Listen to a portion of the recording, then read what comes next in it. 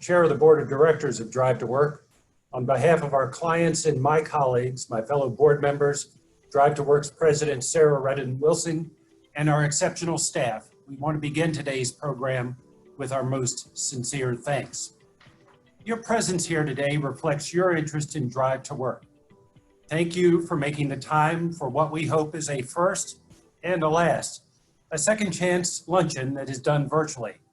Our goal is to be back together physically next year at the Jefferson. While the pandemic has interrupted the daily course of lives in our economy, the challenges that our clients face have not abated. In some cases, those challenges have only grown more severe. Your ongoing support in its many forms, financial, advisory, and lending the helping of hands, minds, and hearts, has allowed this year to be groundbreaking, despite the effects of a global pandemic and despite the many challenges that we faced. It sets the stage for another exciting year in the coming year ahead. You'll hear more about that exciting year ahead a little bit later. Just know that your commitment this year has helped others, and it set the stage to help others in the future.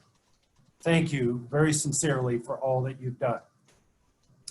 It should not be lost on any of us that despite the rhetoric and raucousness of this moment, today is a powerful reminder that what unites us as individuals, as a Commonwealth, and as a nation is far greater than where there may be disagreements and disharmony. The ideal of a second chance is a core value of our democracy. It's what makes us better as human beings and stronger as a state and as a nation. I ask you to reflect on Drive to Work today in the spirit of unity and togetherness. I ask you to remember that a second chance combined with a hand up is an opportunity to open the door for someone. It means that those who commit themselves are given the opportunity to open and walk through that door and to be contributors to their families and to their communities across Virginia. Words are not adequate to sufficiently thank our sponsors, but I ask you as our attendees today to please support those sponsors with the same enthusiasm that they support Drive to Work. Before we get to our keynote address today, I want to ask two of our honored guests to join me in a brief welcome. First, the Honorable Brian Moran is Virginia's Secretary of Public Safety and Homeland Security. Both as a legislator in the General Assembly and now as a State Governor Cabinet Secretary, Brian has been a tireless advocate for the reforms to Virginia's criminal justice system. Secretary Moran, welcome. George, thank you. George, thank you very much. And thank you for your dedication to this very worthy cause. As chairman, we very much appreciate all that you have been doing for us and all of your service, both to the federal government and to the Commonwealth of Virginia. So it's nice to see you again, even though it's over virtual. Also to Sarah Wilson, who's really picked up the baton from Randy Rollins. Thank you, Sarah, and thank you for having this event. So it's a recognition of some normalcy that we look forward to returning to soon. Thank you also to all the sponsors. This does not run without your resources, and so we very much appreciate that support. So I am joining you this afternoon from the Patrick Henry building. There's not a whole lot of people here, I will tell you. I just got off the phone just this morning, had a good conversation with our governor. We had a cabinet meeting earlier, and then we had a follow-up conversation on some matters. He is doing very well. He sounded terrific. He's isolating because of his positive test, of course, but continuing to work on the matters important to the Commonwealth and to its citizens. And also, Pam is doing much better as well. And I will tell you, there have been, to my knowledge, no other positive tests, which is a real testament to our diligence and fidelity to CDC guidelines. The mask wearing, social distancing, we really can prevent the spread of this horrible virus. And so we were all tested, and fortunately we're all negative. So again, I use this as a public service announcement to encourage everyone, please, adhere to the CDC guidelines, mask wearing, and social distancing. It works. We're able to work here and have been since the beginning because we are indeed diligent and follow these guidelines. So this is a very strange year, very challenging year, a very challenging year indeed, but it's so important for this organization to continue its fine work. The driver's licenses, the fact that they're so important to our society, so important individually for those to get to work and provide for their families. And Drive to Work recognizes that and does some terrific work. And as you know, we've worked with you all on legislation that provides driver's licenses, or in addition to making them more, facilitates their acquisition. It also now prohibits the denying of a driver's license based on fines and costs. That legislation passed for the failure to pay fines and costs. You no longer have your license suspended. We also got legislation through the General Assembly that no longer prohibits or suspends a driver's license for a non-moving violation. And that actually has provided relief to hundreds, literally hundreds of thousands of our fellow Virginians. So that was really, we worked hand in glove. Credit to your organization of bringing this issue to the forefront, and appreciate all of that work. Now, you're going to hear from two tremendous leaders in the Commonwealth. Director Harold Clark, he directs our Department of Corrections. He is all familiar to you all. He does a phenomenal job. He has been working under very difficult circumstances over the last several months. As we know, this coronavirus spreads in congregate housing, and we have over 40 facilities. And so he has been working 24/7 along with his wonderful team at DOC. So appreciate him joining us today. And of course, he's all about reentry. We have for 4 consecutive years now, the lowest recidivism rate in the nation. And that is a tremendous, tremendous accomplishment. And it would not have occurred without Harold Clark. Now, Harold Clark got hired by former Governor Bob McDonnell. So we can't take credit for that. We'd love to do that. Of course, we've been smart enough to keep him on. But Bob McDonnell, who you'll be hearing from in just a moment as well, hired Harold back in 2010. And Governor McDonnell believed in second chances and reentry. Harold still refers to Bob as the father of reentry in Virginia. And Bob invested in those programs, and that's why we now have succeeded in having the lowest recidivism rate in the nation. But it had to start, and it started with Governor McDonnell. Something else also Bob started, and that is the restoration of voting rights. Recognizing second chances and the value and the importance of somebody being able to enfranchise themselves and participate in our elections. So he started the restoration of rights, and very pleased, of course, that was expanded by Governor McAuliffe and is continued by Governor Northam. Just received the numbers today.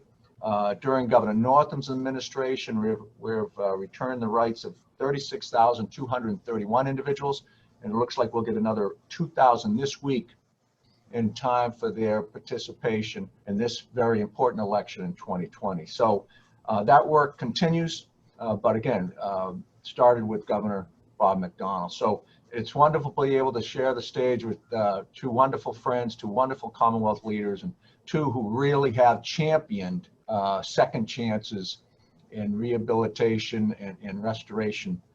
These are important issues to all of us, and really appreciate all of the work that they've done. So with that, George, I'm going to hand it back to you. It's wonderful to be able to join you all. And again, thanks to the sponsors and everyone who's participating and supporting this wonderful organization. Well, Secretary Moran, thank you very much for being with us. And, it goes without saying that Secretary Moran is a little bit of an enigma, because he has been a cabinet secretary for 2 governors' administrations in Virginia. Doesn't often happen. And prior to that, as I had mentioned, a very successful member of the legislature.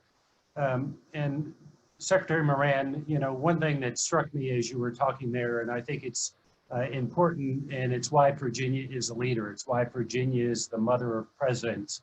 Obviously, Bob McDonnell, a Republican governor from Virginia, Brian Moran, a Democratic member of the General Assembly, now working for a Democratic administration, talking about one another with the level of humankind and bipartisanship that we need more of, and certainly an exemplar in the future. As Secretary Moran mentioned, our second guest, as I was reminded in the Denver airport just 2 weeks ago when I met a huge fan of his, our second guest is a national leader in corrections. Harold Clark was appointed by as the director of the Virginia Department of Corrections in 2010, as Secretary Moran said, by then Governor Bob McDonnell. And for the fourth year in a row, Virginia has been the leader in state correction systems with the lowest rate of recidivism in America. Director Clark is an exceptional individual, a consummate professional, and a phenomenal friend to drive to work. Director Clark. Good morning, George and Sarah, and thank you for the opportunity to make a few comments about our keynote speaker. And good morning to all of the sponsored and distinguished guests as well. And as Secretary Moran said, this would not be possible without the sponsors that have supported this activity for many, many years. In 2009, while I was serving as the Commissioner of Corrections in Massachusetts, I received a telephone call telling me that one of the candidates running for governor in Virginia was interested in offender reentry and second chances. It was suggested to me that I keep an eye on the race for governor in Virginia. The candidate was Robert McDonnell, and as you know, he prevailed in the election. Soon after taking office, Governor McDonnell created the position of statewide reentry coordinator to bring state agencies together to focus on reentry and to include the private sector as well. This position was also charged with focusing on the creation of the VARI plan, which is a Virginia Adult Reentry Initiative. Seeing what the governor was orchestrating in Virginia, I applied for the position of Director of Corrections when it was advertised, and I was fortunate and glad to have been selected for the position. Throughout my 36 years in the field of corrections prior to coming to Virginia in 2010 to assume the position of Director, I had not witnessed a governor share a vision to create public safety by responding to the deficits of inmates, giving them second chances, and also giving them new beginnings. In addition to having the courage to act on his vision, he demonstrated the ability to plan and to mobilize both the public and the private sector to put his shared vision into action. Under his leadership, the Department of Motor Vehicles and the Department of Corrections entered into a partnership to provide driver's license or state identification to inmates discharging from incarceration. Legislation was passed requiring all inmates to save mandatorily for their eventual release, and reentry councils were established in many communities across the Commonwealth of Virginia. 4 years after Governor McDonnell caused the VARI plan to be developed, the DOC developed the Recidivism Reduction Plan, and 4 years later, the Safer Communities Plan.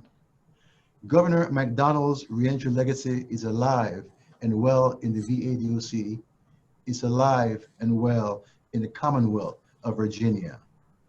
Both the department and the state have received a lot of accolades and recognition for the successes that we have realized re-entering inmates into their communities. I just want to say thanks to Governor McDonnell for giving me the nod, allowing me to be a part of his reentry legacy. Thank you much. Director Clark, thank you very much, and thank you for your continuing service to the Commonwealth of Virginia. Well, today's keynote speaker is known to all of us. Governor Bob McDonnell served as Virginia's 71st governor between 2010 and 2014. Prior to that, Governor McDonnell served as Virginia's Attorney General following a 14-year stint in Virginia's General Assembly. Governor McDonnell is a U.S. Army veteran, having spent 21 years in service in the uniform, serving the United States of America. Governor McDonnell brings a unique perspective to today's discussion about second chances. As we all know, Governor McDonnell spent time on both sides of the table in a courtroom, as a plaintiff when he was Attorney General and as a defendant.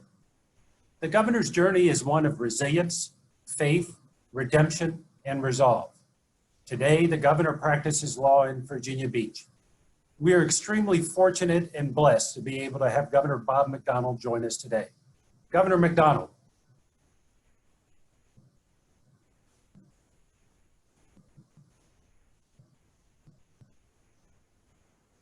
Governor, thanks for being here.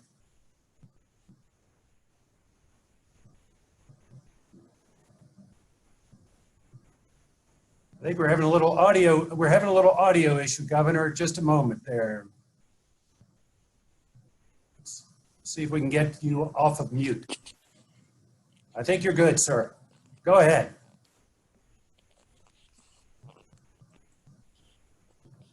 Can you hear me? Governor, I can hear you. Thank you for joining us today. Well, sorry, I'm having trouble hearing you. We've got you, Governor, if you want to go ahead. Okay. Well, I want to thank you, George, for that introduction, and thank you, Sarah, and the board of Drive to Work for this opportunity to talk to you here today. It's really a privilege to be on with my friend Brian Moran, who's just done a very fine job under 2 administrations now, being in charge of public safety. And what a treat to hear a little bit from my friend Harold Clark.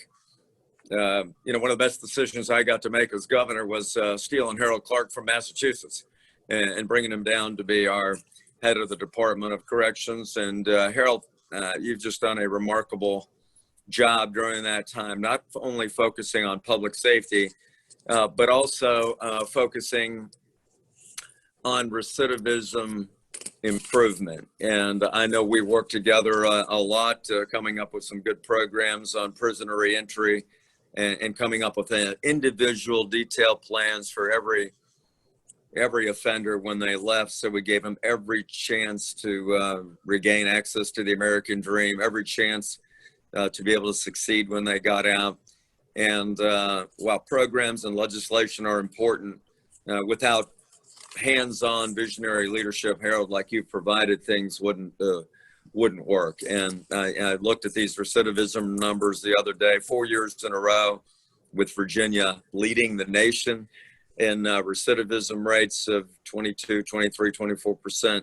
It really is outstanding, and I'm really grateful for all the administrations that have supported you, Harold, in your work, and it's paying dividends now.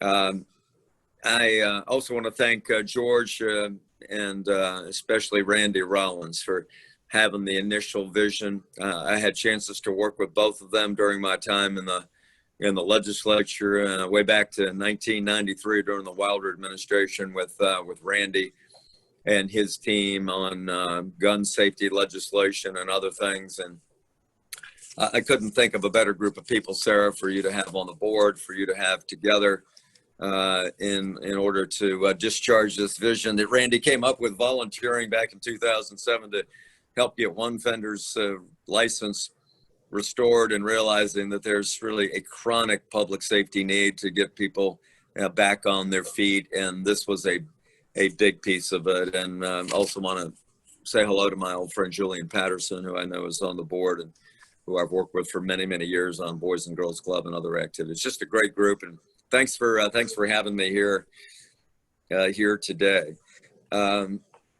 what I've realized, and Sarah, I should say as well, for your work in a very different area in the administration for many years under many governors, to make sure that our personnel policies and human resource policies were suitable. But I know that's where you gained your love and passion for people that wanted to continue to have a job and take care of their families. And this is a following on of the good work you did for many years in public service. So what I've discovered after about 22 years in public service, the majority of it in the legislature, is that there are many ways you can lose your driver's license in Virginia. And there are many ways you can be blocked from trying to get your license back. And I think that's why over this last 13 years now, that the Drive to Work group has found such an important niche in order to help restore people, whether they end up incarcerated or end up with just a conviction without incarceration, but still lose their license. This is such a fundamental part of the restoration process. The reason that I was so happy to be asked to do this is, America really is a nation of second chances. And I realized that from some of the work that I was able to do as governor, and some of my own battles after leaving office with the federal government, is this concept of restoration is so deeply ingrained in the American experience.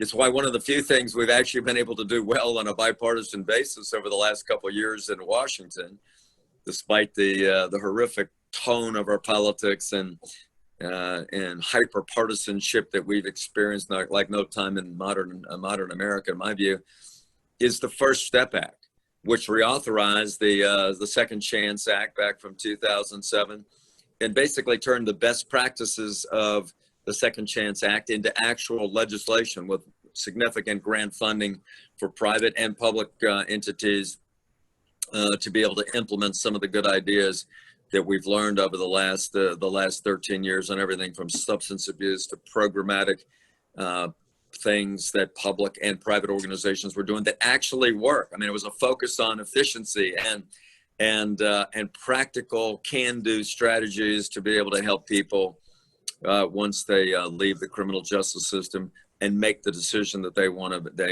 be able to better themselves. I was struck as I did a little work in thinking about what to say to all of you today, was that if you Google Second Chances criminal justice system, the number of entries that come up are legion, because we really do believe in that second chance. I think most Americans understand that we all fail. We all fall short. We all have made mistakes. Some of those mistakes, though, for some have led to encounters with the criminal justice system. And at the end of that experience mean a loss of freedom, a loss of money, a loss of property, but sometimes a loss of that basic privilege to be able to operate a motor vehicle. And the significance of that cannot be overstated, because the driver's license is a sign of mobility. It's access to freedom. It's access to reduced dependence on other people, family, public transportation, and others. And maybe most importantly, it's access to a job, because so many jobs require you to have a driver's license in order to be able to get to the job or do your duties on the job, so that the deprivation of that, not right, but that privilege to drive a motor vehicle is a significant impediment. And when I think about the work of everybody from people like Chuck Colson, his forming prison fellowship, and so many others that have used their own personal experiences to do things to help other people, it really is the essence of what is so great about our country. And that's why I really admire this work of Drive to Work, to take this one niche area, if you will, of the restoration journey, which is the restoration of one's driver's license, and focus on it with intensity and perfect a model of restoring people's licenses is so very important. As I reflected further, I thought that virtually every society and every major religion has this idea of mercy and of reconciliation and of restoration as part of one of its cardinal values. And those ideas permeate justice systems in most of the civilized and certainly I think all of the Western countries in America and in the world today.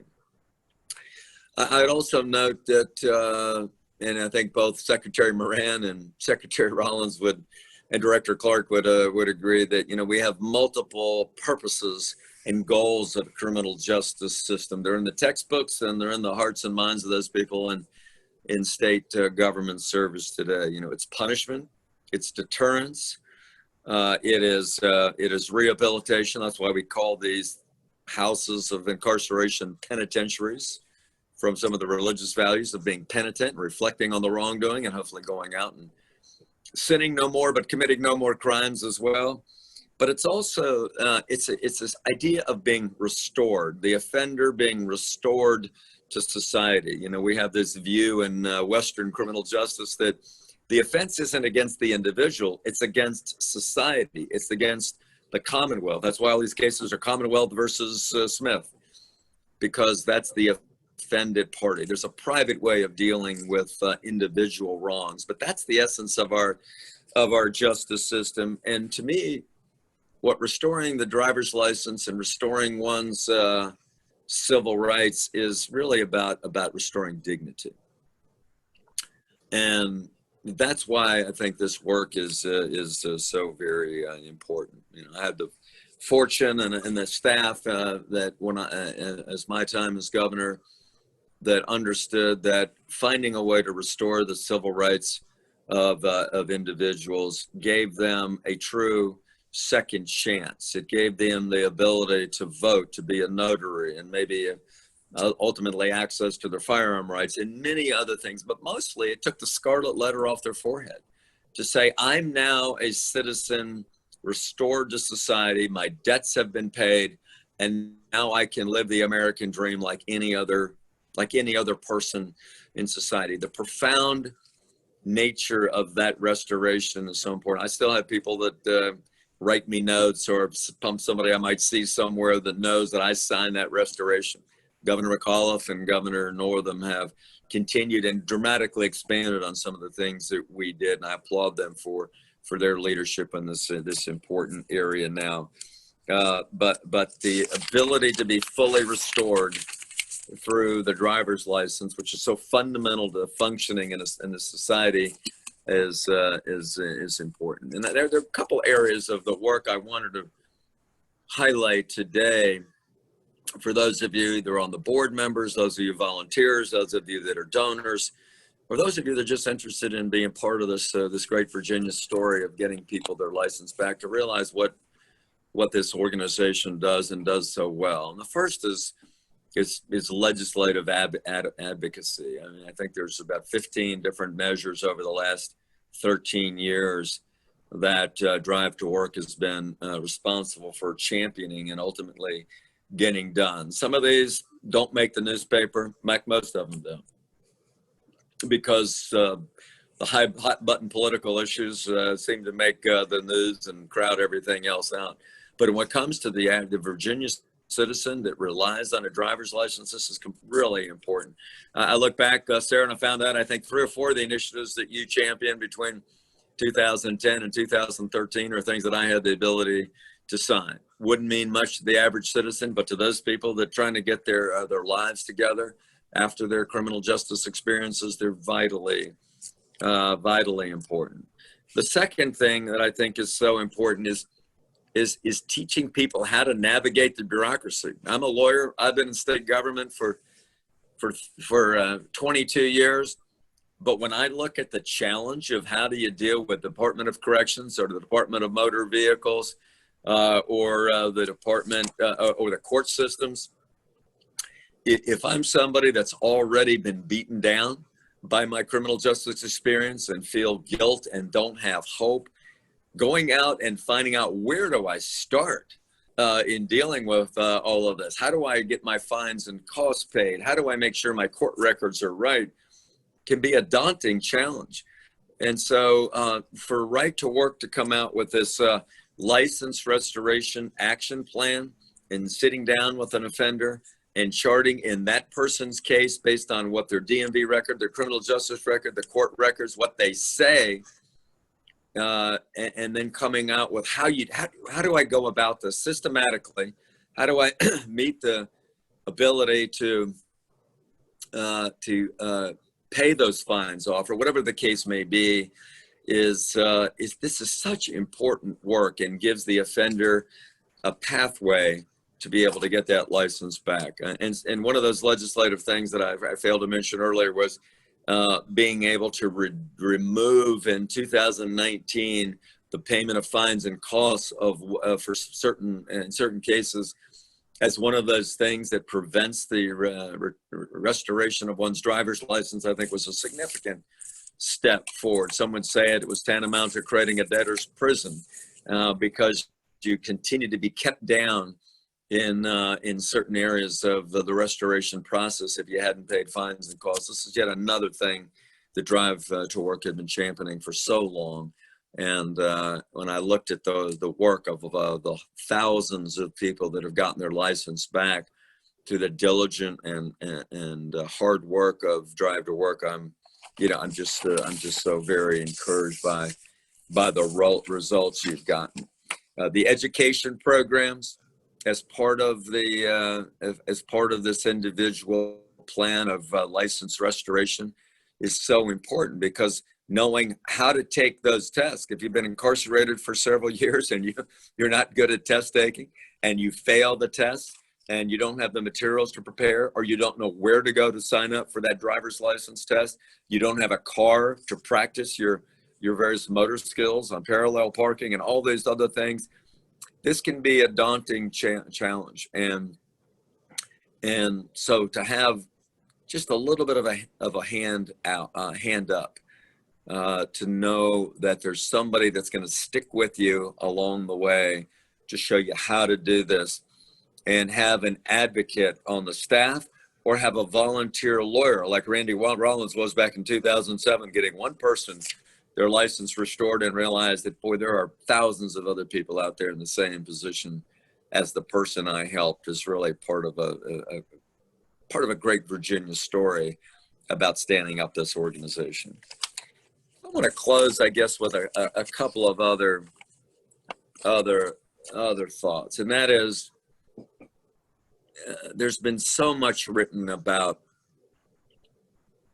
failure, and the inspirational stories of thousands of Virginians and Americans about failing in something, but then using the heartache and experience of that failure to overcome and restore oneself to be able to do new and great productive things in society, or to use their own experiences to help other people learn how to do that, is such a great part of our vibrant Commonwealth. I remember being chairman of the Courts of Justice Committee back in the early 2000s, and the people that I was most impressed with are the people that went through great heartache, losing a child or having a great injury through a DUI or something else, and then they started a movement or organization, or overcame that heartache in their life, to be able to come up to Richmond and advocate for a change in policy that they knew would help somebody else. I admired those people so much. And those were the people, as much as anybody, that affected public policy, because they stirred the hearts and minds of the legislators in being able to advocate for changes. I'm reflecting on my own faith, and I remember the language of Paul in 1 Corinthians 13, where he says that there are three things that remain, three things that are great, and that is faith, hope, and love. And he says love is the greatest, but my corollary has always been, well, hope is not far behind, because during my time as a prosecutor and attorney general, and just in life generally, when people lose hope, or they give up hope, or they let their burdens and problems become so overpowering that they return back to the old ways of crime or whatever their problem was, and they lose hope of the law-abiding American dream life. That's when bad things happen and their lives truly break down. And Drive to Work is giving people this hope that there really is a better way, because restoring somebody's license is it's about the license, and it's about being able to operate a motor vehicle. But it's so much bigger than that. It's the restoration of mobility, the restoration of freedom, truly the restoration of the American dream, because without that license, you can't get the job, and you can't interview for the job, and you can't provide for your family with the routine functions of shopping and whatever else may to be done. It gets you out of the burden of dependence on others, which reduces someone's self-esteem. So this organization is so much bigger than restoring a driver's license. It's restoring somebody's life. I also reflected when I was looking at the mission and the stories, Sarah and George, of the things that you have done through your leadership in this group, because it reflects to me the greatest civil and religious values of the American Republic over these last 240 years. You know, to me, the essence of not only the Christian faith, but almost all the Abrahamic faiths are this idea of the golden rule. And the golden rule is do unto others as you would have them do unto you. It's another version of love your neighbor as yourself. And when you're helping a neighbor, and everyone is a neighbor in this context, when you're helping your neighbor do something where they can get back on their feet, you're doing something really, really great for society. The civic embodiment of that is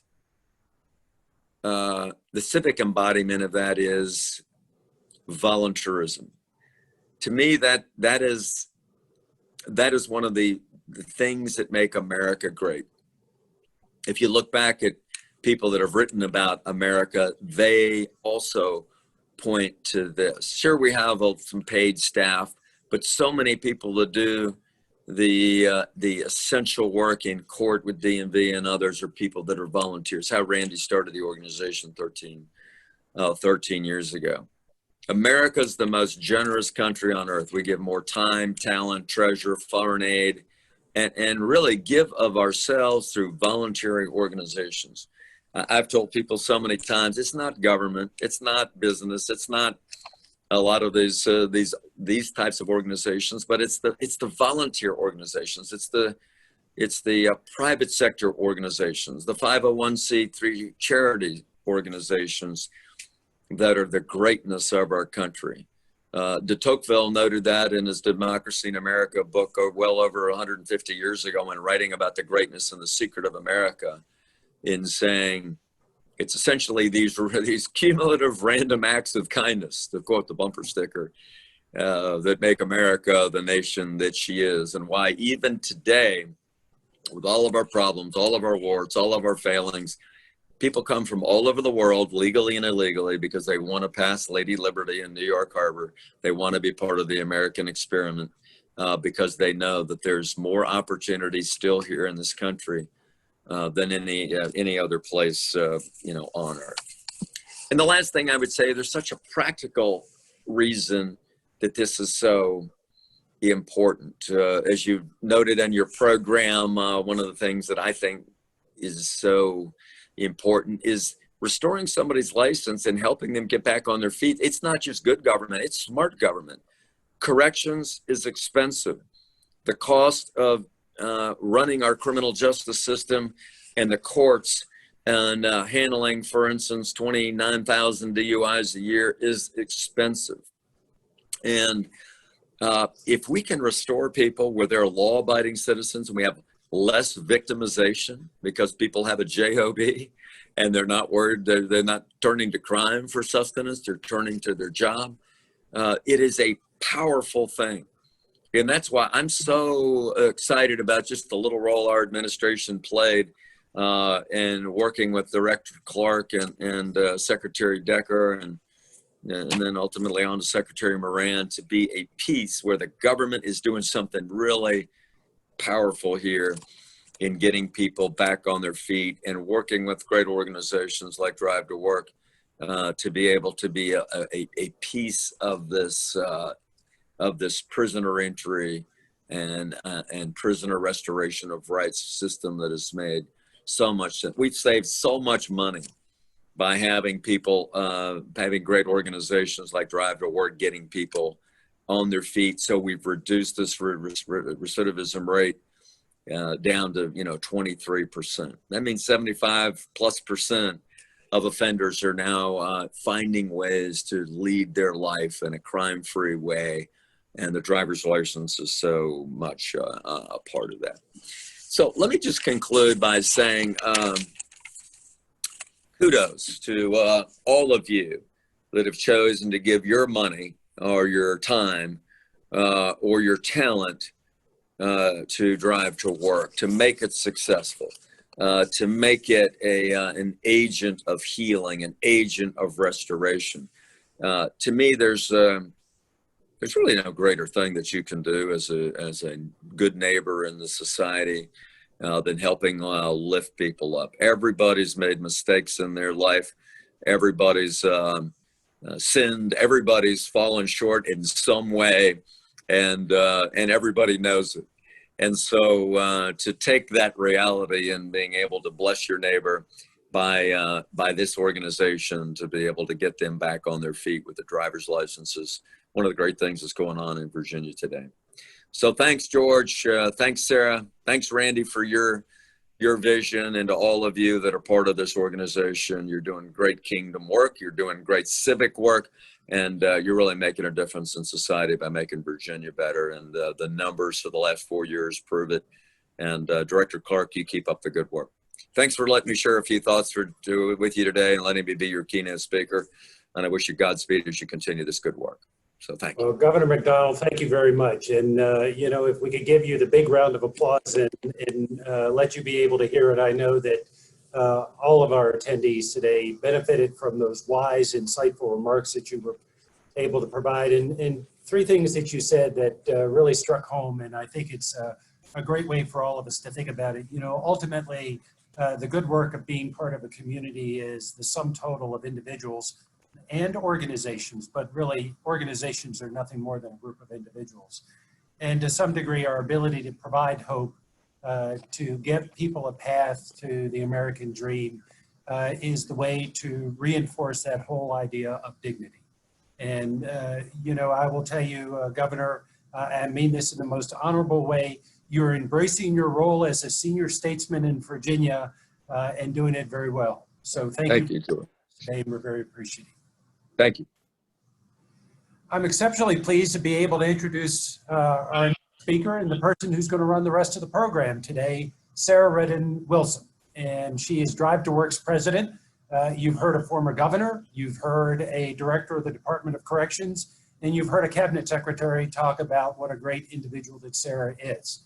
As many of our speakers have told you, Sarah worked for Virginia state government for 20 years as the Director of Human Resource Management. But what's important is she worked under 6 different governors. Sarah's first year at Drive to Work has been, how shall I say, memorable. Shortly after taking the helm of the organization in January, the pandemic hit. I vividly remember a discussion with Sarah in March when she said, well, George, in the face of a truck full of lemonades, Drive to Work will simply get into the lemonade business, and we're going to be the best in class lemonade. And what I will tell you, Sarah's trademark determination to get the job done while delivering best quality results is why the board knew that she was the right choice to leave Drive to Work after the retirement of its founder, Randy Rollins. It's with great pleasure, it's a distinct honor for me to present to you, President of Drive to Work, Sarah Redden Wilson. Sarah, take it away.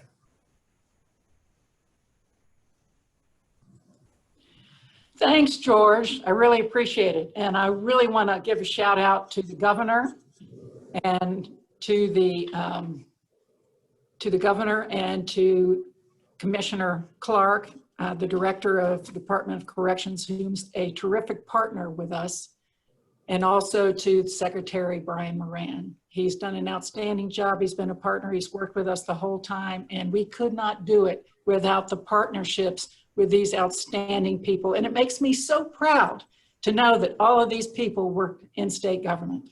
And just a shout out to you. And I want to say thank you to all the attendees that are at our luncheon today, because it's so important for you to know how much we appreciate what you do.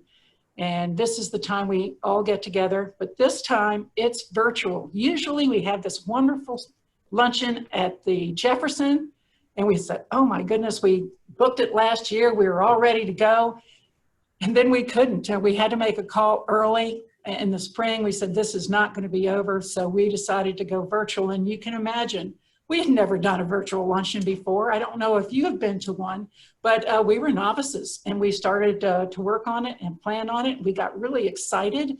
So we thought that if we couldn't go to the Jefferson, that we'd bring the Jefferson to you. So I hope you have all, particularly those in the Metro Richmond area, have received your lunch, and that you get the special cookie too. And those that are out of town, you have been able to help make a difference for your local restaurants, where one of the things we thought was important was to try and help the economy come back, and to help the restaurants locally, and so that you could participate with that. So shout outs to all of those restaurants that were also our partners. So if I could, let's start with the presentation. I know some of you are new to Drive to Work and do not know very much about it. So I'm trying to give you a few basics on this so that you know what's going to happen. So let's go to the next slide, please. Our mission is to assist low-income or previously incarcerated persons to keep their driving privileges so they can drive to work and keep a job. Now look at these people. These are our clients. This is who you've helped and we've helped. Everybody has made a difference to these people, and it makes me so proud. Next slide, please.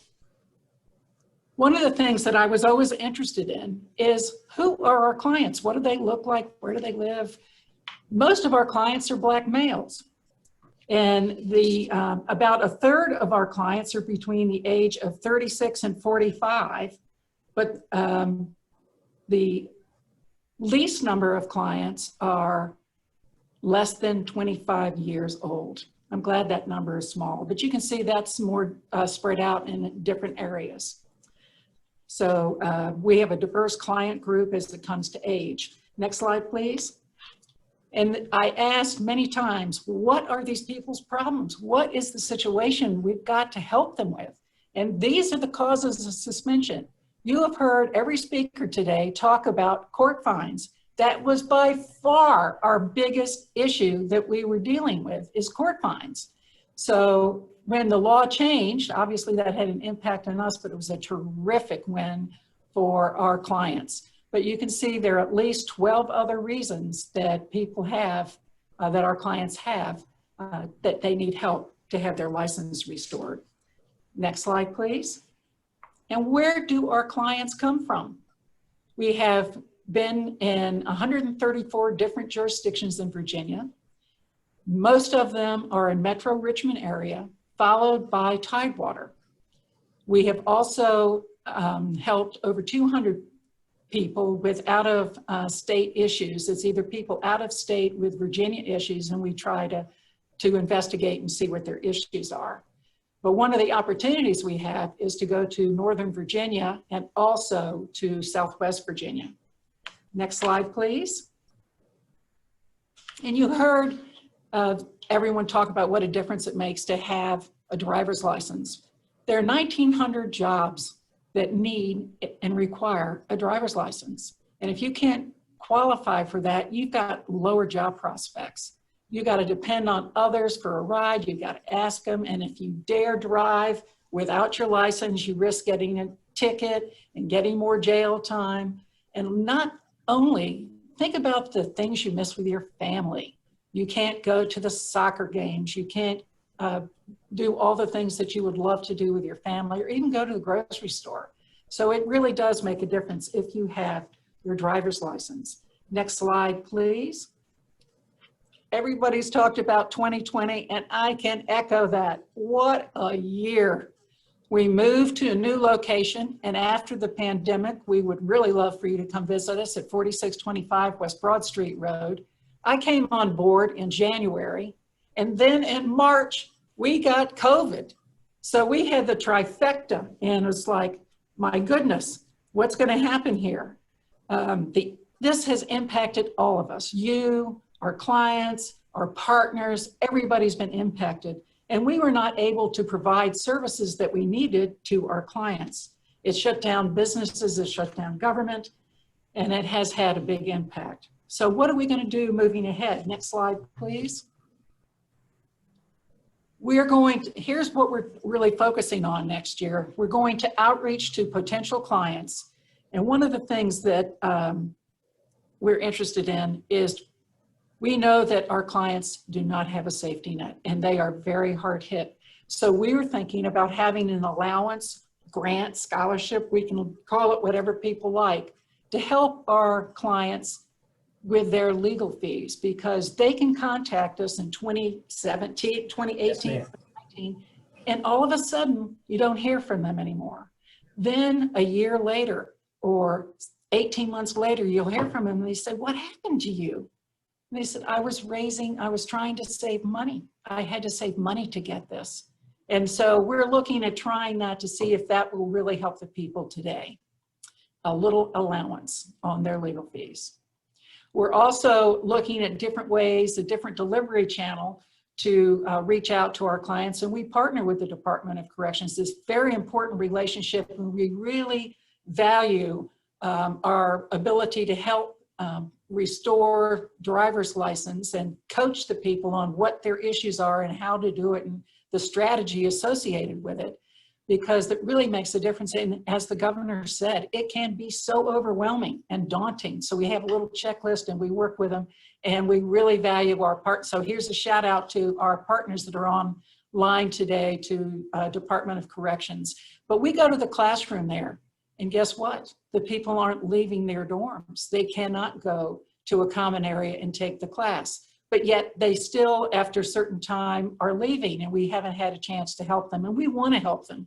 So we're going to work on a virtual How to Get Your License Back seminar to see if that can make a difference. And when they are ready to reopen, they will be social distance, small numbers. We'll work with Harold Clark and his team. I know that they are trying to resolve this issue too, but we got to get creative and we got to get nimble and we got to get this done to really help the people.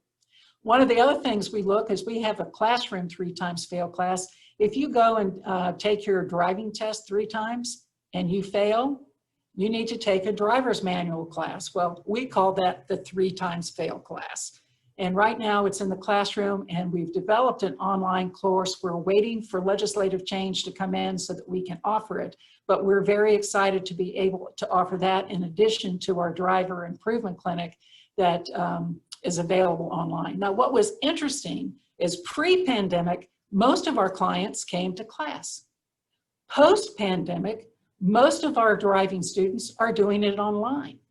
And the issue is I think many of them would prefer to be in class because they feel like they need more personal attention, but they need to get it done and they will do it online. So we see that the pandemic having a big impact on that particular shift. Then we've also talked about the role that we play in advocating for client issues. The big one that in 2020 General Assembly, you no longer lose your license for drug conviction. Brian Moran talked about that a little bit earlier today, and the related statutes were also eliminated. Well, one of them that was repealed is your ability to get a restricted driver's license. If you didn't lose your license, why did you need a restricted one? Well, guess what? The law wasn't retroactive. And we have a client that went to the court to update his employer information. He had a restricted license. They wouldn't issue them a new one because of the law, because the restricted license provision was eliminated. So we did some research and we contacted the patron, and I want to give a shout out to Senator Edwards' team and his office. They were on it. They were not aware of it. They took the issue to heart. They jumped right on it. And now I hope that we recommended a budget amendment so that it could become effective so much sooner than if we waited to the next session. So I hope that they're able to work it out. And this is my shout out to the General Assembly while they're still in session. Please amend this, because 120,000 people in Virginia have this issue. So we need to get this straight, and our clients would be so grateful. Our poor client that called us in great distress, he said, I can't get to my job, I can't get to work. And he was very distressed. So I'm looking forward for a good solution on that. Next slide, please. As you have already heard, we've had 13 years of success. I think the numbers speak for themselves. So that one of the things I really, really like out of this luncheon is the chance to get to meet our clients, because I used to hear about them, but I really never met them when I was on the board. But now I get to see them and interact with them every day. And we had people volunteer that wanted to be able to speak to you. So I want to make sure that we take a second and let you know these people traveled to meet with you today. So if I could go to next slide, what I'm going to do is introduce all four of them so we don't move back and forth. This is Casey, and he came up from Tidewater this morning. The next after Casey, we'll hear from Daniel. Then we'll hear from Mitchell. Daniel is a Vietnam era vet, and he's from the Richmond area. Mitchell's also from the Richmond area. And then we will hear from Ben, who is from Hopewell. So let's hear from our clients if we could. Yeah. Hi, Sarah. Hi, Casey. How you doing? Good. First, I just want to thank you and everybody from Drive to Work, including Chris Toller, because without you guys, I wouldn't have been able to accomplish the things that I accomplished in such a very short time. And it was quite life-changing for me. I lost my license back in 1997 due to a charge that I had caught or whatever. And just from there, everything spiraled down because I couldn't work. And every time I drove, I got caught.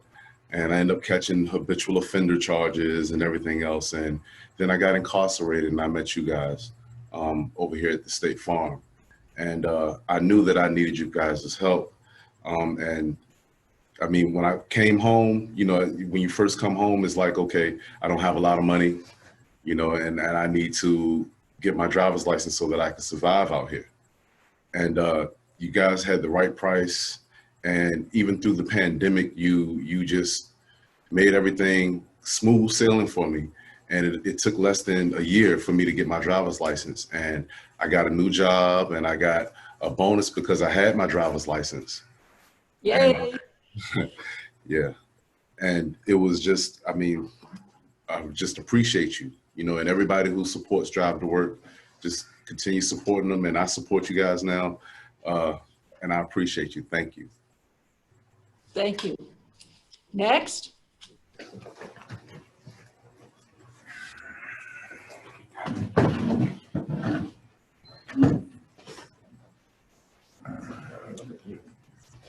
My name is Daniel Krieger, and I'm getting my license back. I haven't had it for like 21 years, and these people are amazing. I found them on the back of a bus. I've seen the number, I called it, and they helped me, and they're insanely cool.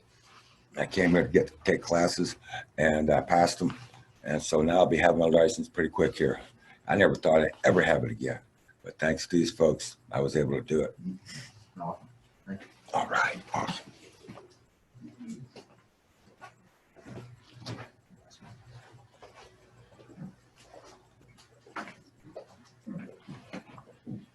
Good afternoon, sir. How you doing today?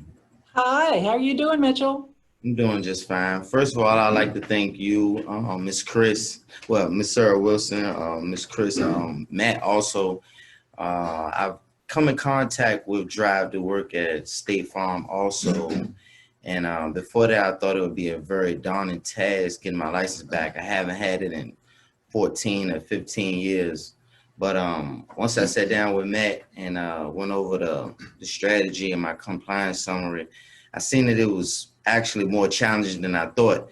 And then, you know, with the fees and everything, I didn't really think it was going to be possible. But, you know, with you all working with me and my job working with me, I was able to come up with the fee and get in contact with Miss Chris and be able to make this transition into me getting my license and my second chance possible. Because without that, I don't really feel like I would have had much success with this second chance, with coming home from State Farm, or with being in society without a driver's license. So I definitely want to thank you, the people that are involved in the reentry program at State Farm, Ms. Tola, also, and Matt too. And I look forward to getting my license back. And y'all are doing a wonderful job in the community. Thank you. Thank you.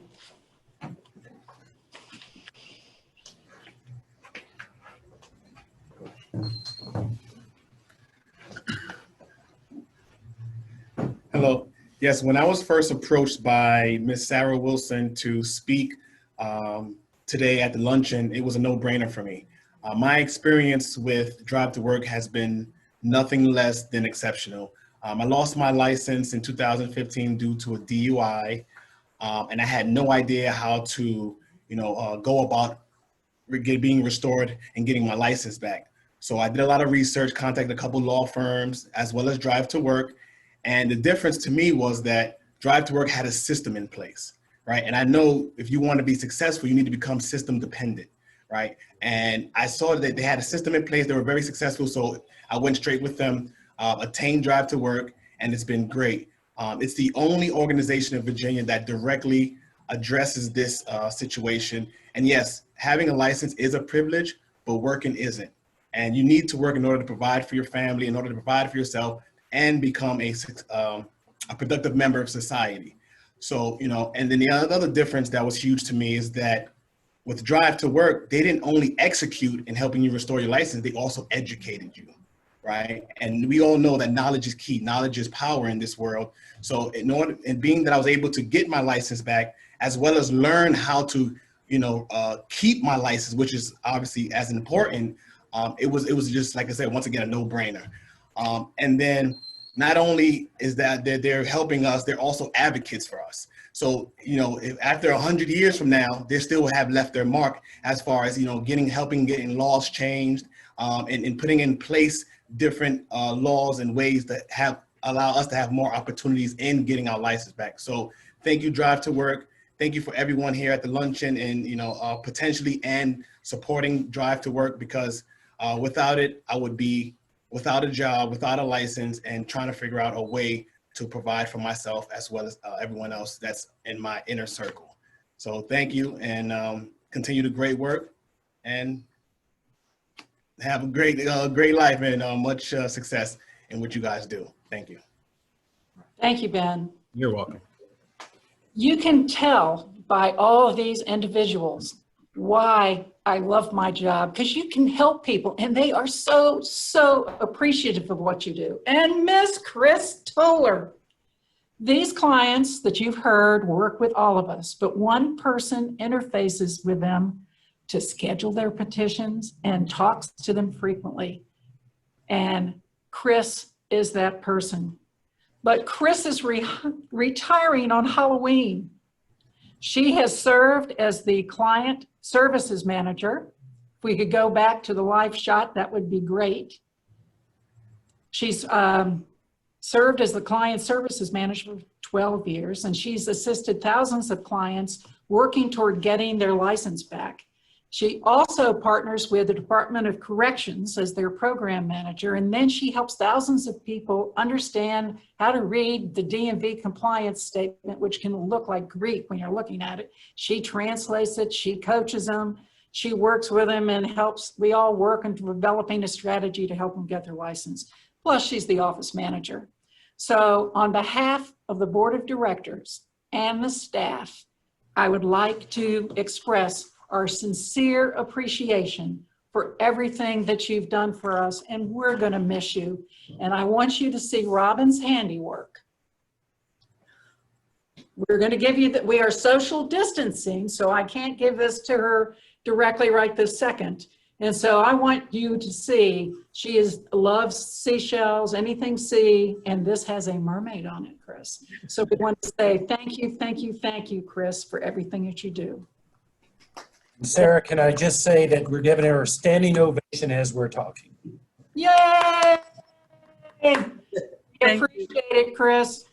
Thank you. Thank you. Thought it was going to be a real tussle to get you in that chair. It was. I bet it was. Thank you, Robin. But anyway, next slide. This is my time to say thank you to the next slide, please. To thank you to all of our donors and our sponsors, our contributors, our grant providers, our board, and our staff. And you've heard from all the speakers today about we can't do this without your support. You make a tremendous difference in the client. You've heard the clients. You make a tremendous difference in their lives. And without you, we couldn't do it. And I wanted to say thank you. A big shout out, and I could give you all hugs if I were there in person. So you're all getting a virtual hug. And we thank you so much for everything that you do. And this will conclude our program. I was trying to end it at 1 o'clock exactly. We went a little over, but I wanted to thank you all for attending and for all hearing our story. And I hope you continue to be part of our family and make a difference and work with us to make a difference in our clients' lives and make it a much happier community, happier, and we give people hope. So thanks so much for participating today, and I hope you enjoy your lunch. Thanks.